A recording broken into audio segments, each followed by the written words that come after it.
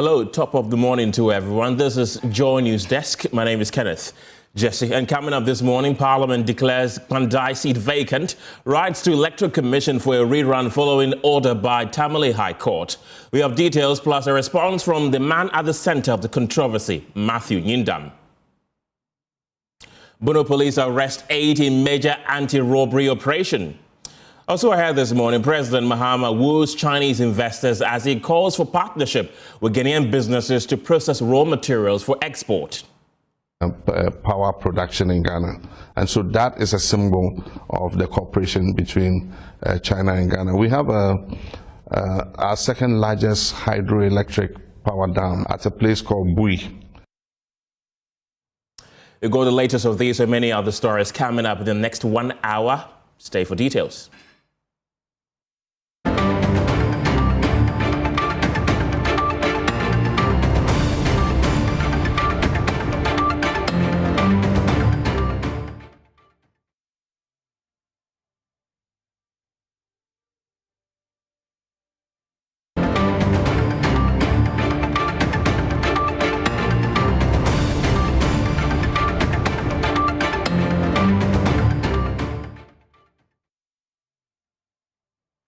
Hello again, and this morning, Matthew Nyindam, the candidate at the center of the Kpandai election challenge, says he will consult his party leadership and constituents before deciding whether to contest the court-ordered parliamentary rerun in the constituency.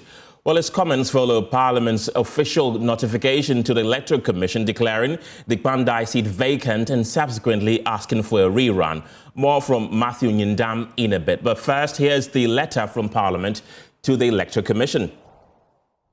And it says, in exercise of the power conferred and the duty imposed on the clerk to Parliament by Article 1125 as amended by the 1992 Constitution of Ghana, as amended 1, I, Ebenezer Jeto, the clerk to Parliament, do hereby formally notify you of the occurrence of a vacancy in the leadership of Parliament occasioned by the order of the High Court in Tamale for a rerun of the Kpandai parliamentary elections given on the 24th day of November 2025. This notification is pursuant to the service of a court order on the clerk to Parliament as the fourth respondent in the suit with the number showed on your screen. So that's the short message that the clerk to Parliament sent to the Electoral Commission. Meanwhile, Matthew Nyindam has stressed that the final decision will reflect the wishes of the people and the party. He spoke earlier on the AM show. To an election and you win your elections, all candidates admit that they have their pink sheets. The results have not been tampered with. And then a government is in power, and at the end of the day, they said that there are irregularities.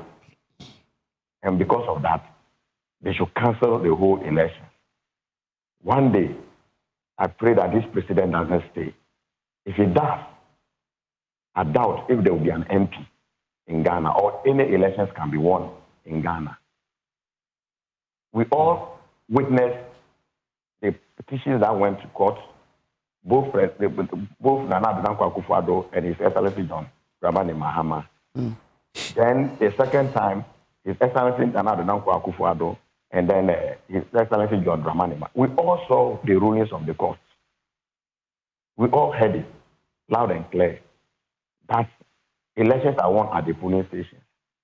And there is no way any irregularity can annul any resource in this country. But if today it is Martin, and he thinks he's so happy that, and speaking that the irregularity affects the entire resource, that is where he can speak from, because he's very comfortable in government, and he thinks that he can't see anything, he cannot hear anything. Somebody goes to the court and talks about 41 polling stations. Even those 41 polling stations, I can tell you without any fear that nothing untoward happened. Nothing untoward happened. It's just that today, the one who speaks the truth is not there. And if you go to talk about something, they say that you'll be held for contempt. You'll be held for this. You'll be held for this. How can somebody vote for presidential and not vote for parliamentary, and then you say that that particular polling station there is an irregularity, and the court accepts it? that are verified to vote through election. So the PVD machine carry maybe 500 people. And then you come and take the parliamentary elections, and then you have about 499. And you sort that particular police station that there is an irregularity. Jesus Christ. Like I said, I'm very fine. I am so fine because I am not troubled. We've not cheated in this particular election. What I've realized is that there is a government that is so strong, and whatever they want to do, they will want to do it. They don't care whether you are right or you are wrong. They won't respect any law in this country. Whatever they want to do, they will do. So be it. Who am I? I'm just an individual. Even more powerful people, more known persons, people who can break the ice, they are suffering. How much more somebody like me from my village in Kumidi, whose father is a poor farmer, you don't have any friend, you don't have anybody. I doing this to you, what can you do? You can't do anything. So everything. We filed the stay of proceedings, just like you have said, notice. We have filed notice of appeal. He promised the judgment was going to be Friday. We went, the judgment was not ready. Monday, 2:30, the judgment was ready. All those things were done and properly filed. Copies are supposed to be sent to the appropriate places. Those copies have been sent, and Parliament has duly been sent. I heard him talking about we now running away from the original matter and moving to Gazette. You see, we have gone to the appeal court to challenge the ruling. And that's what we have done. And that is where we can go. So that's the man at the center of it all, Matthew Nyindam. Let's get talking and bring in the MPP's Deputy General Secretary, Haruna Mohammed, and also Jibril Mahdi from the NDC. He's the Deputy Director of Elections and ICT with the governing NDC. Gentlemen, thank you very much for your time this morning. Let me begin with you, Haruna.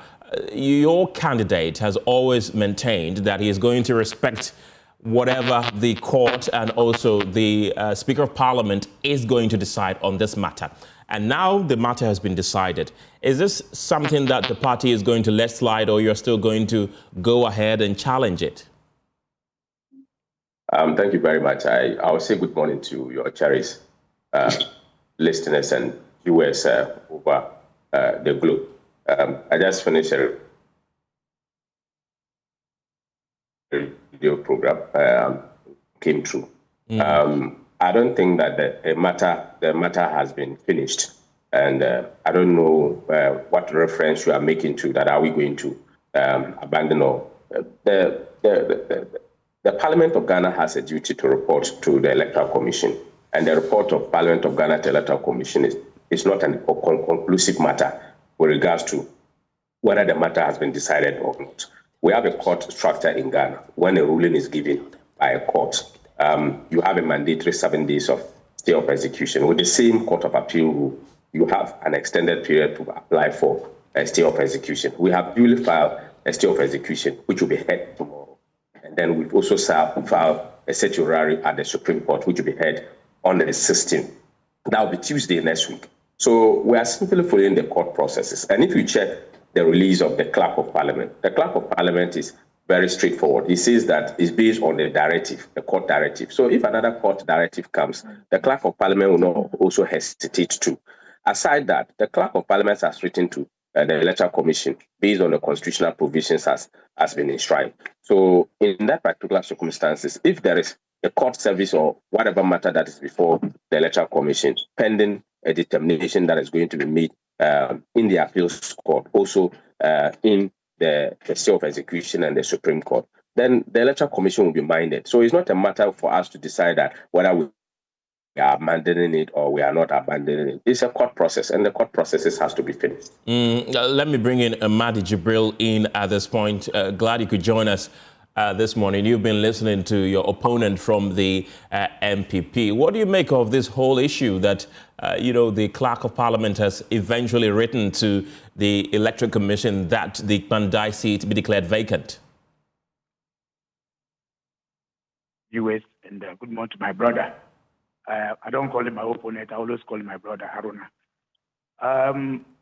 I believe that the Parliament is only following the process. What we were only waiting for, it is the Parliament to declare the seat vacant. Once it's declared vacant, then we will now move to the grounds that also campaigning. What I'm expecting from the Electoral Commission is a notice of election. That I'm seeing the letter which is on the 4th, and up to date, we are still waiting for notice of election for the Electoral Commission. That's where I have a problem. But I hope and pray that by close of day, we should see the notice of elections. Then we take it from there. Whatever the other party, MPP is doing, whether they are going to court to get the law, they are under their rights to do that one. But I don't think that it stops us from campaigning and engaging, as even the MPP themselves are doing in the constituency currently as I speak to you. So we believe that the Parliament has following the process. That was what even the MP was waiting for. And it has been granted. The Parliament EC has been notified. Ours is down to go and engage the constituents and then see how we can manage to win the seat. But for me, one thing I'm worried now, either the EC can use the 2 weeks ahead of us to be able to conduct the elections in Kpandai, because it's not going to be only Electoral Commission, it also will come with the security and other things. I don't know whether the law will allow them to go to court and plead with the court to give them some extension of time, so it will save all of us. But that's what I'm thinking. But as for the challenge to whether somebody is right or wrong, the court are there to judge. Haruna, the clock is obviously ticking. The judge gave 30 days for a rerun to be done, and your brother, as he terms himself on the NDC side, Jibril, is saying that he's seen your men and women on the ground campaigning already. Are you doing anything like that? Are you campaigning already while you're still at the Supreme Court? Jibril is a brother, but I'm very surprised that Jibril has to speak to a matter that he absolutely has no knowledge of. We are not campaigning because there is no any cause for campaign. There has not been any declaration for any campaign in Kpandai. And we have a member of parliament who is conducting his duties in the constituency. That's where he resides. By virtue of a court order does not necessarily mean that Matthew should vacate his own home board. So he's there. People are going to him. People are talking. This is a matter that is top-notch. People are talking. It's a matter of the day. People are talking about it. So once he meets with people and then he tries to explain to them, and party people are very anxious of the matter, does not mean that he's campaigning. We are not doing campaign because absolutely there's no elections in Kpandai, as we said. Haruna, but there's no elections in Kpandai. So what are you campaigning for? Haruna, how do you say that Matthew Nyindam is still the MP for Kpandai when the Clerk of Parliament has written to the Electoral Commission that that seat, as we speak right now, is vacant?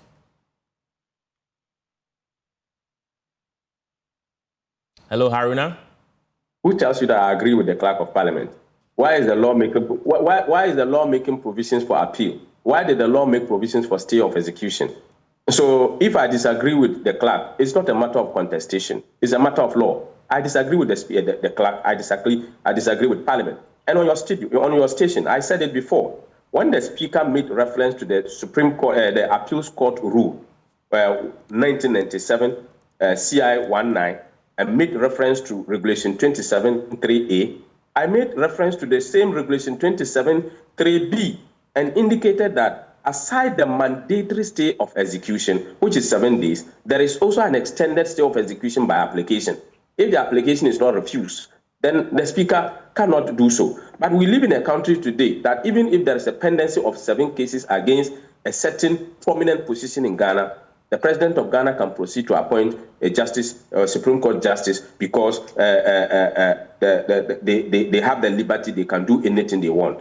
So for us, we don't care whatever it is, but the law must be the law. We will continue to pursue the matter in court, and we are very confident that the same court order that has given the clerk to write per the instructions and the directive of the Constitution, another court order will instruct him to write again, because we are going to pursue this matter. The NDC should not think that we are going to leave this matter to them. We are not going to do so. We have been very charitable to them. This Kpandai seat is not going anywhere. And the court decides finally and there is going to be an election. We don't fear elections. That is what we want them to know. So we are going to pursue every legal means to ensure that this matter is settled. Tomorrow, there will be a decision on the state of execution. Why are they in hurry? Why is the letter written on the 4th, when even the Speaker's mandatory determination of the interpretation of Court of Appeal Rule 1997 CI 19? Why did he do so? And the effective date is 1st December. And then they wrote the letter on 4th December. And then today, when did the letter come out? That was yesterday. What is the date? What do they fear? What consultation is being done? What is the meeting? What is the outcome? What is influencing all these shenanigans? What is influencing that? So for us, we are not perturbed, we are not disturbed, and we are going to focus on the rule of law, and we know that victory is going to be ours. We are not going to turn our back. We are not going to do anything that is not lawful. We are going to stay true to the law, and the law must continue to be the law. Right, Haruna, I'll come back to you, same as Jibril, but let's now seek some legal perspective on this and bring in Kwame Adofo. He's a lawyer. Grateful for your time this morning. Really, what are the available legal options for Matthew Nyindam now? We know that he sends the case to the Supreme Court, seeking the Apex Court to quash the decision by the Tamale High Court and make him or reinstate him as the MP for Kpandai. What are his options now that the clerk to Parliament has officially written to the Electoral Commission that his seat is vacant? Look, this is a very difficult question. We should never have arrived here. Why do I say that? I say so on the basis that when there is a case in court, ordinarily, both the executives or the executive and Parliament must have regard to the case in court. Now, this case is particularly interesting in a sense that we have a court, which is the High Court, that has declared a seat vacant and has given a timeline for elections to be conducted. Now, it is interesting in a sense that after the judgment, by the rules of court, there's 7 days grace period, if you like, where nothing can be done. We have judgments that are executable, and we have judgments that are not executable. In this case, it is clearly executable in the sense that the seat in which he occupies has now been declared vacant, and there are consequential orders directing the EC to conduct new elections. So what you do ordinarily, if you are aggrieved by that decision, is to file an appeal to the next level up, which is the Court of Appeal. It is true that by mere filing an appeal does not operate as a stay of the judgment.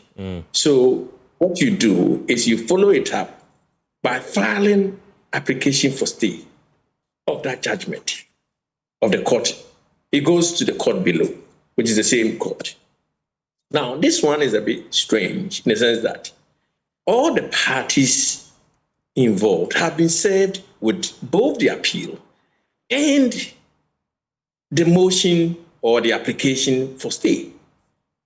So once you have been served, the law is that you hold off your hand until the court determines it. And there's ample authority on it, that it's not up to you lawyers to sit in your chambers to pick and choose which orders or which processes from the court you are supposed to obey and which ones you are not supposed to obey. The law is that once you've been served with a process from the court, even if you see it as ridiculous, if you see it as invalid, if you see it as void, the law is that it's not up to you, the lawyer, to sit in your chamber and make that decision. Wait until you go to court and let the court pronounce on it. That is where I find it strange, in the sense that yesterday when I saw the letter, I thought it was one of those fake letters, circulating around just to cause mischief. But then it turns out that it is actually a genuine letter written at the dictation or the direction of the Speaker of Parliament. So the Speaker ought to have known, he's a lawyer and he's got legal advices, that once the process has been served on him, he has to hold off his hand and not to seek to do things that the process itself is seeking to restrain you from doing. So we are at a crossroads where the Speaker has now declared the seat vacant. What then happens? What are the legal effects of that? Now, strangely, there is also an application which is called certiorari application before the Supreme Court. Now, when you look at certiorari application, it's usually the Republic versus the High Court. Ex parte, the person applying, and the interested parties. So it means the court's jurisdiction itself is the subject of a challenge before the Supreme Court. Meaning the court that made a decision to declare the seat vacant, its jurisdiction to hear the matter itself is under challenge. So if a court that made a decision, somebody is challenging its jurisdiction, how then do you say, in spite of that application, I'm still going to go ahead and execute the judgment? Very strange times indeed. Never seen it being done.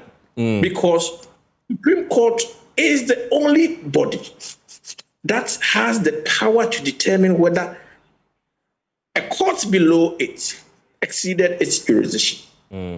And so it means that once you file such an application, it says Republic versus the High Court.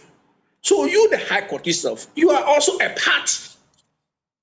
So we have a situation where the party itself, decision is now being executed when he himself is under challenge, whether he had the right or the power to make that decision.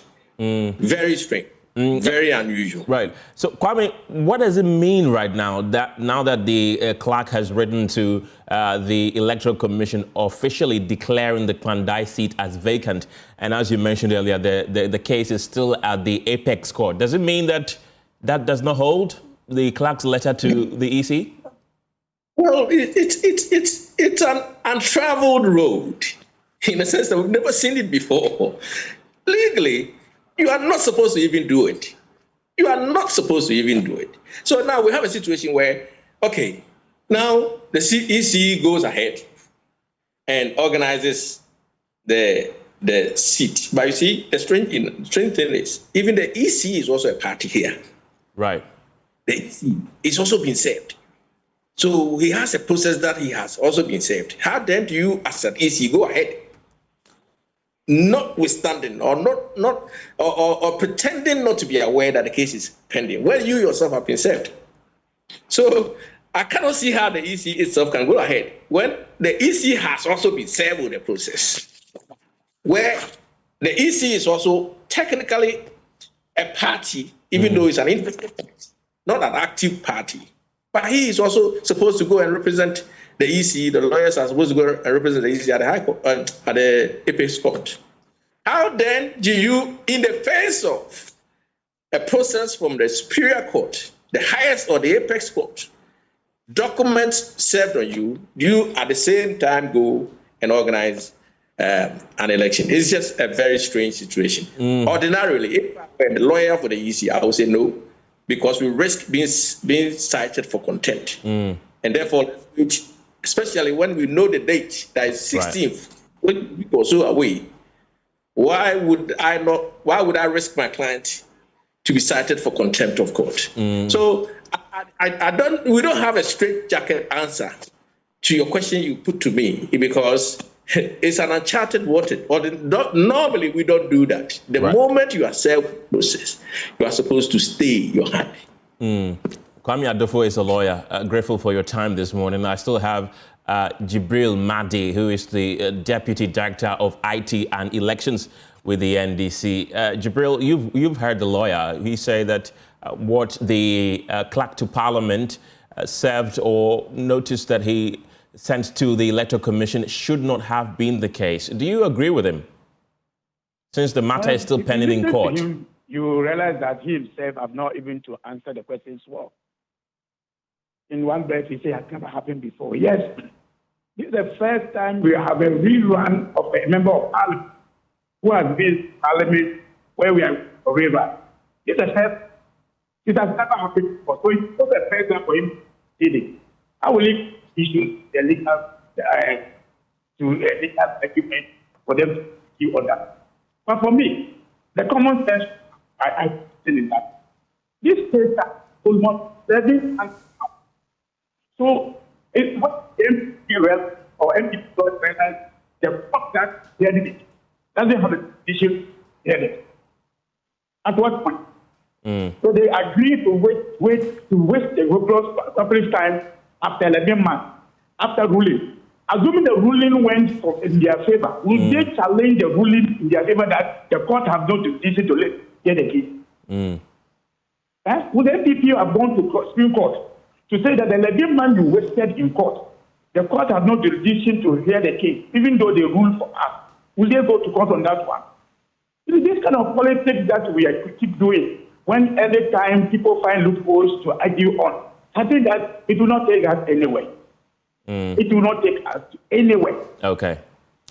For me, that is my worry. Right. That's my worry. In fact, all these lawyers who are speaking today, they knew this case, they followed this case, but they never said anything until the ruling. Now we are saying that the court doesn't have the decision. But in the case, and then Skumi was served on the contempt. But the MPP allowed him to stay in parliament until his death. Would any lawyer agree when you are served of a contempt to still work as hold yourself as a member of parliament? But this thing has happened. Right. I'm saying that at times our lawyers, I'm not into any legal. I don't have a legal knowledge. I do my elections. But at times I look at common sense in all these issues. Right. I look at the common sense. If anybody has issue of what electoral commission, the letter that I said, they can test the issue in court. But I am preparing myself on the ground. As I told you, the MPP General Secretary is in Kpandai. If Haruna doesn't know, Justin Kpandai is in Kpandai engaging in branch executive. When we say campaign, it is not when you will mount platforms during campaign. When it comes to by-election, Haruna knows. It's about engagement. And we are all doing that one in Kpandai, preparing ourselves towards the date of election. I am saying that the time is going to be short, especially when Christmas is the day after the day Saturday days. Okay. If you are allowed to extend it, fine. But as far as we are ready for it, whatever the court will say tomorrow, we'll abide with it. We believe that we'll win the seat when we go to the parliament. Right. Madi Jibril, thank you very much. That's the Deputy Director of Elections and IT with the NDC. Do I still have Haruna Mohammed of the MPP on the line? So, Haruna, you are still standing as a party, maintaining that despite whatever has transpired, the clerk sending a letter to the EC that the seat is vacant. For the MPP, you still recognize Matthew Nyindam as the MP for Kpandai, correct? That's correct. But I need to correct some certain impressions. My brother Mahdi is saying that the General Secretary is in Kpandai. That's not true. Okay. I was with the General Secretary in Kpandai yesterday. As we speak, the General Secretary is in Kumasi. We went to Kpandai on the instructions of the National Executive Committee. You know, we had NEC meeting last week. Yes. We discussed Kpandai, and we needed to bring the Kpandai party up to speed with regards to what we are doing, the court cases that have been outlined, and we had to brief them and let them appreciate how the process have gone so far. So we were there yesterday. We spent about 1 or 2 hours, and we left. My boss, he is in Kumasi. I am in Tamale, and I'll be attending to the courts tomorrow as we go to hear the stay of execution. But my brother is speaking very strangely. I think he's misunderstanding what the lawyer has said. He's not saying that this is the first time that we are going to do a parliamentary run, and because he cannot make a statement or he cannot understand. He's talking about process. It's a process. Court process remains process, even if it is 100 or billion years. Court processes remains as it is until they are amended. So the process that he has enumerated, it is something that he is very much sure and saying that for now, what is happening is uncharted waters because what is happening is out of law or out of process or out of procedure. And that is what he's referring to. I know he's interested in elections. Nobody is afraid of elections, but we must let the laws of the Republic of Ghana work. so that all of us will chart those particular paths and ensure that the right thing is done. Even tomorrow, if the judge refuses our stay of execution, we will apply a stay of execution tomorrow not to appeals court. We have the liberty to do so. And we also go to Supreme Court on Tuesday, which I'll be present myself. Director of Elections, Director of Legal will be here tomorrow. We'll be in court and we'll take it from there. We're going to stay within the remits of the law, and the law must work for the good people of Ghana. Haruna Mohammed is the Deputy General Secretary of the opposition NPP, and earlier we had Kwame Adofo, who is a lawyer, and also Madi Jibril, who's the Deputy Director of Elections and IT with the governing NDC. Let's bring you more stories this morning because President John Mahama is asking Chinese industries to partner with Ghanaian businesses to process raw materials for export back to the Chinese market. In an interview with the China Global Television Network, he praised China for its role in Africa's infrastructural development, including major projects in Ghana. The zero tariff policy is now kicking in. And so I believe that it will create a conducive atmosphere for us to grow that trade even more. We're looking on the Ghanaian side for Chinese industries to come and help us add value to the products that we have so that we can export back into the Chinese market. Apart from that, there's the important issue of harmonization of standards. China has about 40 standards, and so we need to harmonize our standards with the Chinese standards. The president also emphasized that such partnerships have enabled African countries to invest in important infrastructure and advance their development goals. China has been a true friend of Africa, and I believe that under the Belt and Road Initiative and under FOCAC, major infrastructural projects that are transformative have occurred in many African countries. I can speak for Ghana. We discovered huge quantities of gas offshore, and we decided that we wanted to use that gas for power. But you need to process that gas before you can generate power in a thermal plant. And so China invested almost $1 billion to set up our first gas processing plants at a place called Echiabo in Ghana. Up to today, it produces the bigger parts of gas to fire our power production in Ghana. And so that is a symbol of the cooperation between China and Ghana. We have our second largest hydroelectric power dam at a place called Bui. Yeah, that also was a power plant that was built by China. Everywhere you look, you can find the footprints of China. Accra is our capital and the biggest city. 40 million gallons of the water, clean drinking water, that is treated and pumped to Accra every day as a result of a facility that was provided by China to expand the Kpandai water treatment plant. And so, yes, China has been a partner when it comes to infrastructure development. I cannot talk about the roads. As for roads and bridges, there are so many of them. Yeah, and stadiums, markets. I would say that China has been pivotal in Africa's infrastructural development. In other places, they built railways that interconnect cities. Well, in the interview, which covered a wide range of issues, including slavery and colonialism, he reiterated that Ghana will next year move a motion at the United Nations General Assembly asking the world to recognize slave trade as the greatest crime against humanity. Suffered two serious crimes against humanity. The first was the slave trade, and I believe that that was the greatest crime against humanity, where between 12 and 15 million Africans were taken from Africa to the Caribbean and the Americas and Europe, and their labor was used to build what today is modern Western civilization. This labor was unpaid labor. They were not remunerated for the work they did in the sugarcane fields, in building the railways, in building the roads, the bridges, and all that. We believe that first and foremost, it should be recognized as the greatest crime against humanity, that we must condemn the activity of slavery. That's the first step is for us to accept. And so Ghana wants to move a motion in the UN next year asking the world to recognize the slave trade as the greatest crime against humanity. With regards to colonialism, the Berlin Conference partitioned Africa, and the European nations took colonies in Africa, ran those colonies, exploited the natural resources, and transferred those natural resources, oil palm, gold, minerals, cocoa, and other products, to develop their countries. And it's only from the late 50s that countries like Ghana got independent. And so that was an injustice. Colonialism was an injustice against African countries.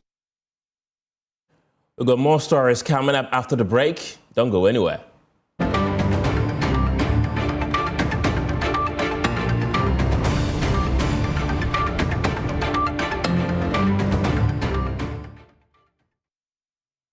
It's now time for business here on Newsdesk. My name is Winston Taki, and as our first business story, government has reaffirmed its commitment to national data reform.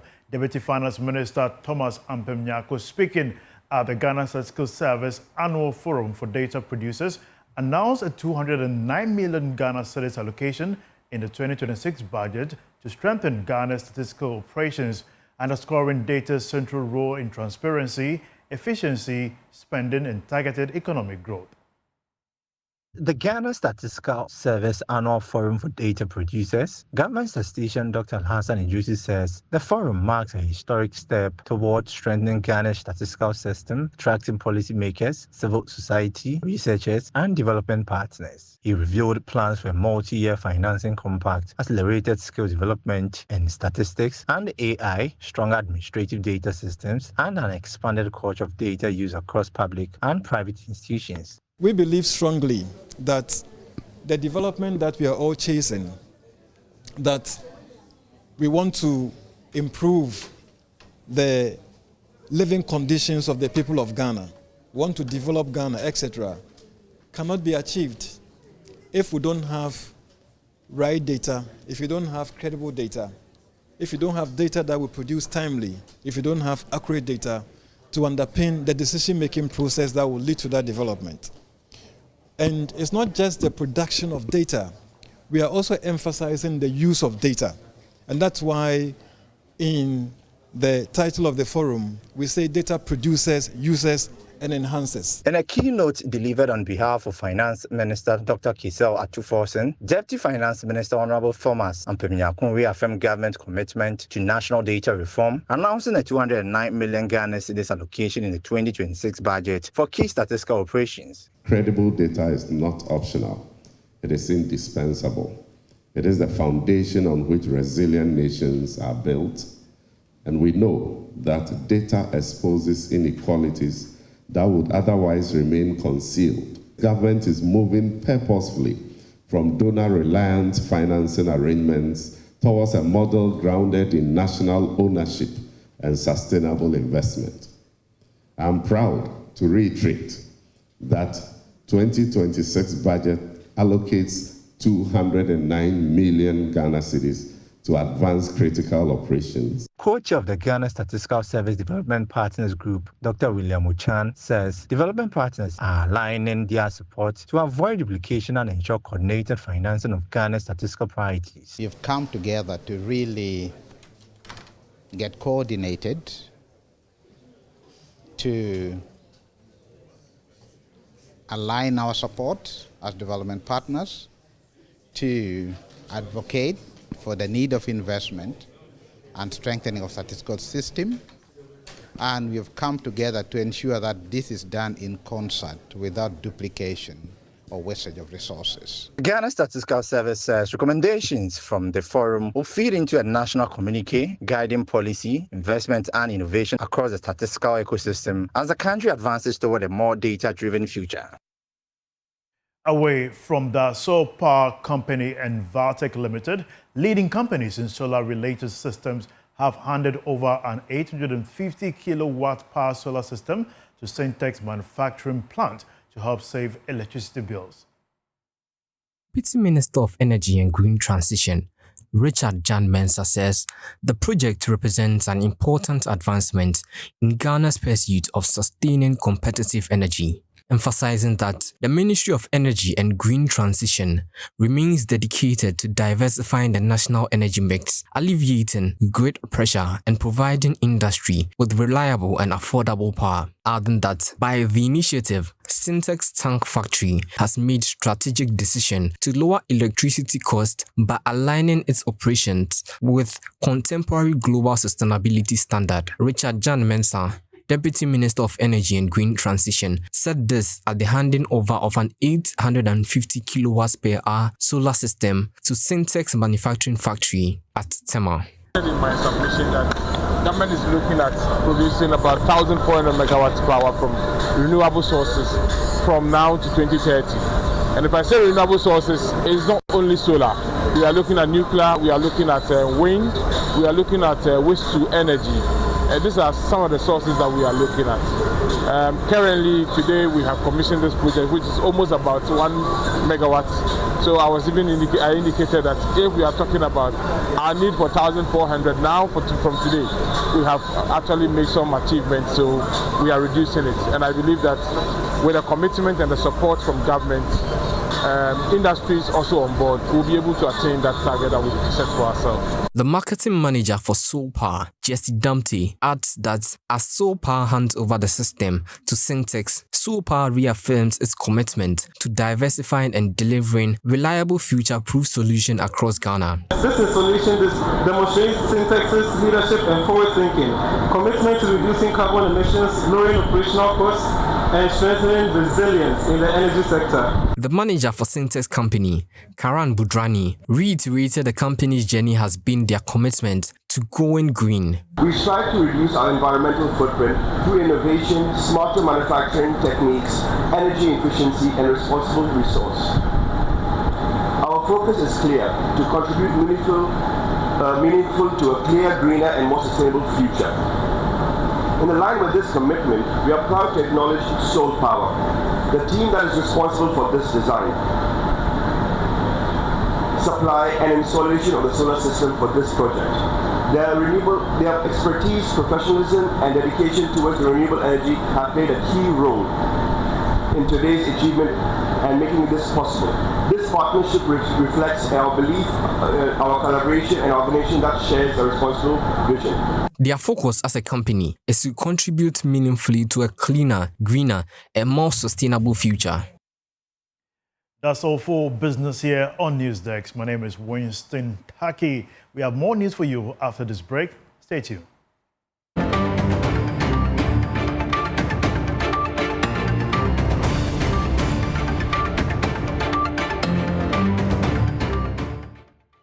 You're welcome back. The Bono Regional Police Command has arrested 8 suspects, including 2 ex-convicts believed to be behind a series of robberies and other criminal activities across the region, including Brekum and Nkrantankwa.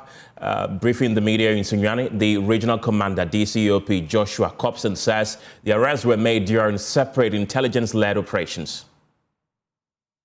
Criminal attacks on the deplorable Brekum-Drobu Road and surrounding communities have long been a worry for commuters and residents. But the Bono Regional Police Command, at a press briefing in Sunyani, says it has made a major breakthrough with the arrest of 8 suspects aged between 18 and 47, including 2 ex-convicts. The suspects are alleged to have been involved in robberies on the Brekum-Drobu Road, Brekum and nearby communities, and at Nkrankwanta in the Doma West District. Police say the gangs also steal motorcycles and tricycles, which they move to and from neighboring Côte d'Ivoire. DCOP Joshua Copson is the Bono Police Commander.